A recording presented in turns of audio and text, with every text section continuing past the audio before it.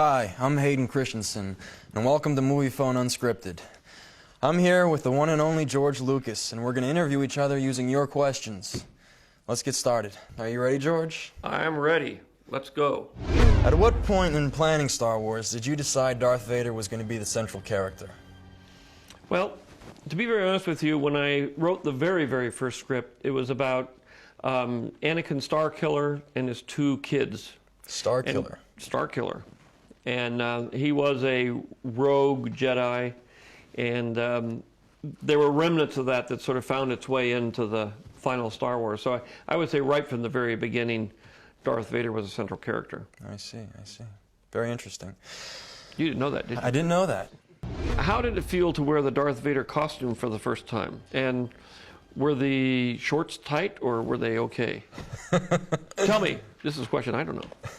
Does Darth Vader wear briefs, or does he wear shorts? You'd like to know, wouldn't you? Yes, I would. He actually goes commando. It was exhilarating.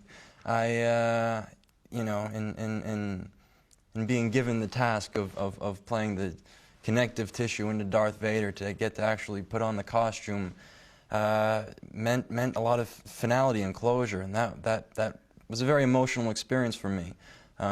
So though it was very empowering and all that good stuff, there was a certain hint of sadness as well. It was a lot of fun to watch you get back up there and storm around on the set. Yeah. It's been a long time since that happened. Yeah, it was good fun. I mean, what was most fun actually was to watch other people take in Vader for the first time, because you could see the excitement in their eyes and that awe and a tinge of fear as well. Why did you start in the middle of the Star Wars story and then go back to the beginning? Well, originally Star Wars was one simple little movie based on a Saturday matinee serial. The idea was that you came in, you saw episode 4, you don't know what happened before, you don't know what happened after. The original script, it was one script. It started with Darth Vader coming in the front door, it ended with Darth Vader throwing the Emperor down the tube. And so you got a much better picture of the tragedy of Darth Vader, which is what it was really about. When I started writing, it got too big. I didn't have the money. I would never get a studio to do it. So I just took the first third and decided I'd make that into a movie, and I would come back to the other two parts later, which is why I ended up with the sequel rights, because I was determined to see to it that all got finished, that movie that I started with. I started in the middle. It was episode 4 right from the beginning, because I don't like beginnings. You know, I like to cut right into the middle of the action. That's kind of what we do on Indiana Jones. It's kind of what I do on American Graffiti. It's just, you know, I don't like to do the exposition part. But if you start in episode 4, you still have to write the backstory, the exposition, in order to know where you're going. You do a little profile on each of the characters, who they are, where they came from, what their feelings are about things.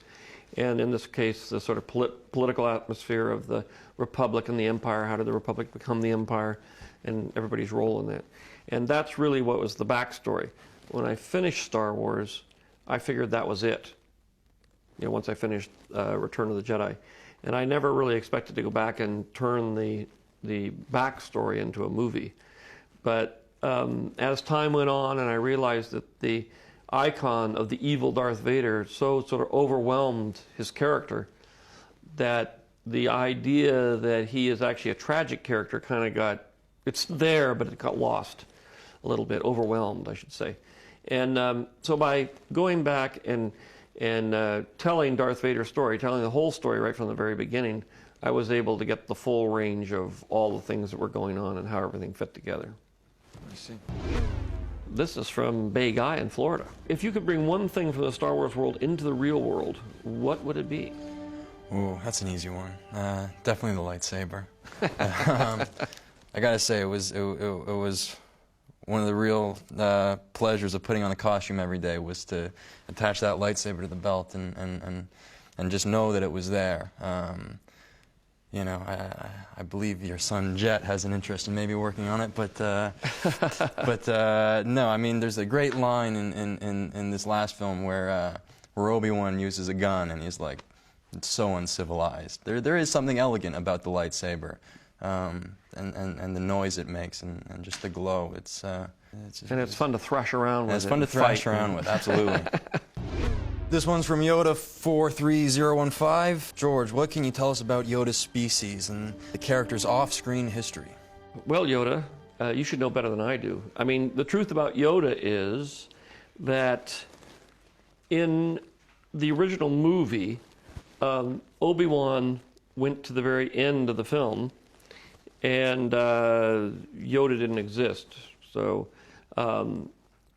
as I got through starting to shoot the movie, episode 4, I realized that when I came to the end battle, that Obi-Wan had nothing to do but sit around and watch the battle like Princess Leia.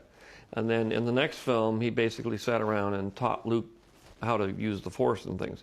I felt that his character had become so strong the way Alec Guinness had presented it that I really couldn't do that. He was too noble, so I had to kill him off. So when I killed him off, I had to replace him when I got to the second movie, and I could do certain things by having him come back as a ghost from the Force, because I had decided to kill him off in a metaphysical way rather than a physical way. And but I couldn't do everything. I needed a physical body there to do things, and so I needed something, and I created Yoda, who was 2 feet tall, large, with green ears. But to be very honest with you, I never really figured out where he came from, what his species is called. It doesn't even have a name. I mean, maybe it's somewhere, but I don't know what it is. So he's a mystery character. He's a magical character. He has no background. He comes and he goes.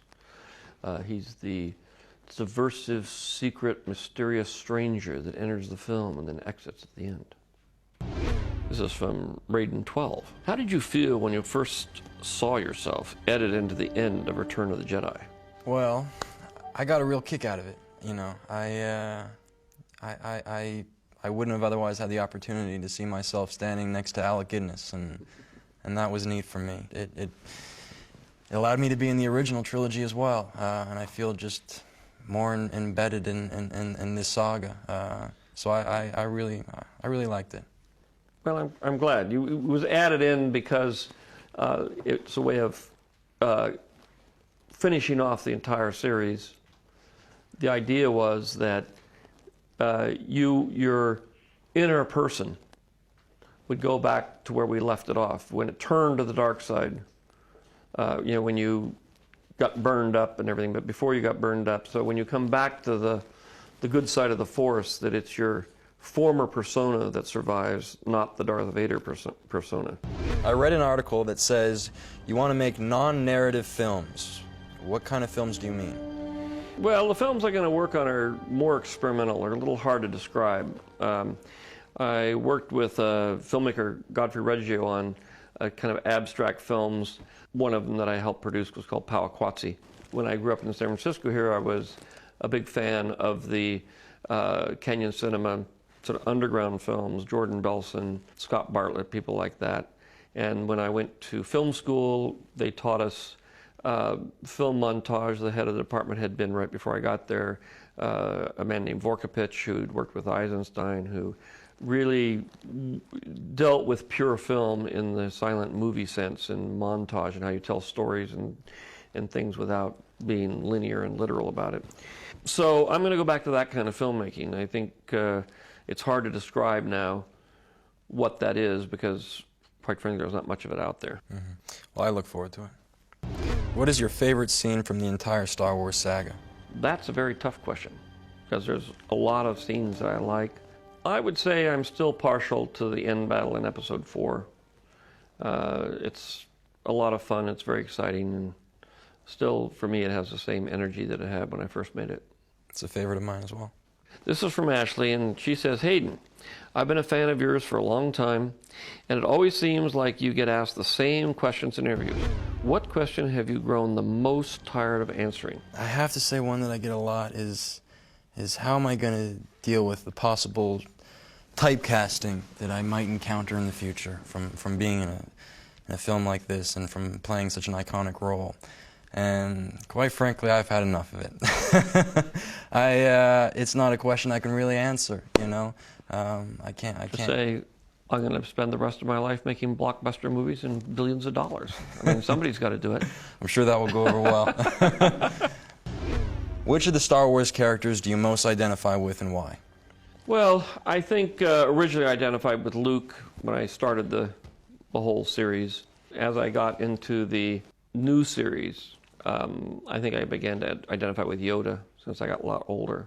I'm 743 years old now, so I can identify with him more than when I was young and Luke's age when I started out this whole thing. If you didn't play Anakin, what other character from Star Wars would you want to be? I have to say that I've always been a big Boba Fett fan. I don't know. There's something about being a bounty hunter that just is innately cool, and just the look of the character's great, and the voice, you know, resonates well. I say your film is an independent film. My friend says it's too big of a movie to be independent. Who's right? Well, it all depends on what you classify as independent. Some people have sort of gotten it in their mind that the budget determines whether you're independent or not, which I'm not sure that's what the idea means. I classify independent as being independent from outside forces or influences or corporate pressure to do things that are against your nature as an artist. I have been extremely lucky. I have been pretty much independent from the very first time I started making movies. Part of it was because I was up here and out of the way in San Francisco and nobody bothered to worry about the movies because they were so small. And then by the time I got to Star Wars, I was working in England and that was too far away for them to deal with. They did come in and cause a huge amount of trouble at the end after the films were finished. But by the time we got to DVDs, I was able to put them back the way I wanted them. And so I have managed to keep my original visions of all my films intact. And once I did Star Wars, the main reason that I stepped down from directing and became kind of the overall executive producer was that I also at the same time had to build up the companies and get a financial paradigm working that would allow me to not have to go back to the studios anymore, that I could be free of, you know, begging for money. And so I've never had to go back to the studio. I've been able to make the movies exactly the way I want. When I did episode 1, you know, there was a lot of people around in various departments that were very upset. They said that I was going to destroy the series because nobody wanted to see a movie about a 9-year-old boy. I'm sure that if I had been in the studio, they wouldn't have let me do that. I'm sure a lot of the fans might have appreciated that. But I wanted to tell the story of Anakin. I wanted to start it with him as a 9-year-old boy.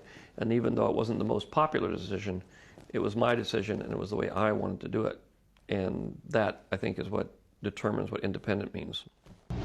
What's next for the Star Wars mythology, George? Well, the saga is now finished. As I say, it starts with Anakin as an 8-year-old. It ends when Anakin dies. And the story is really about Anakin. We are going to do a TV series. It's been out in little bits and pieces as the Clone Wars. It'll continue as the Clone Wars.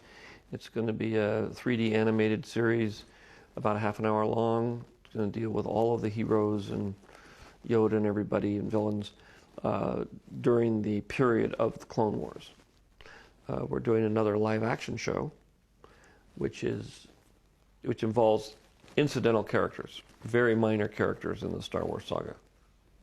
That's a wrap. Thanks, AOL and Moviefone.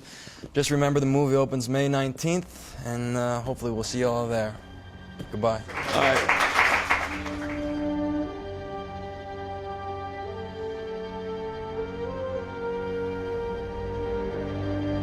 For over 1,000 generations, the Jedi Knights were the guardians of peace and justice in the Old Republic, before the Dark Times, before the Empire.